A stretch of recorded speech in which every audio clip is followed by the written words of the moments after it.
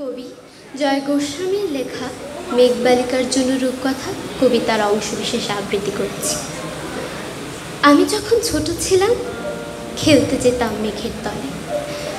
একদিন এক মেঘবালিকা প্রশ্ন করল কৌতূহলে, এই ছেলেটা, নাম কি রে তোর? আমি বললাম হুসমন্তর। মেঘবালিকা রেগে আগুন, মিথ্যে কথা, নাম কি অমন হয় কখনো? আমি বললাম নিশ্চয়ই হয়, আগে আমার গল্প শুনবো। সে বলল শুনবো না, যা, সেই তো রানী, সেই তো রাজা, সেই তো একই ঢাল তলোয়ার, সেই তো একই রাজার কুমার পঙ্খিরাজে, শুনবো না আর ওসব বাজে।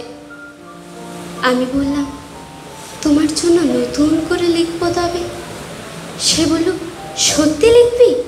বেশ, তাহলে মস্ত করে লিখতে হবে, লিখে কিন্তু আমায় দিবি। আমি বললাম তোমার জন্য লিখতে পারি এক পৃথিবী। লিখতে লিখতে লেখা যখন সবে মাত্র ২-৪ পাতা, হঠাৎ তখন ভূত চাপলো আমার মাথায়।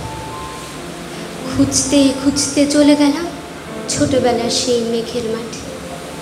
গিয়ে দেখি চেনা মুখ তো একটিও নেই তল্লাটে। একজনকে মনে হলো ওরই মধ্যে অন্যরকম। এগিয়ে গিয়ে বলি তাকে, তুমি কি সেই মেঘবালিকা? তুমি কি সেই? সে বলল মনে তো নেই আমার, ওসব মনে তো নেই। আমি বললাম তুমি আমায় লেখার কথা বলেছিলে। সে বলল সঙ্গে আছে, ভাসিয়ে দাও গায়ে ছিলে। আর হ্যাঁ শোনো, এখন আমি মেঘ নই আর, বৃষ্টি বলে ডাকে আমায়।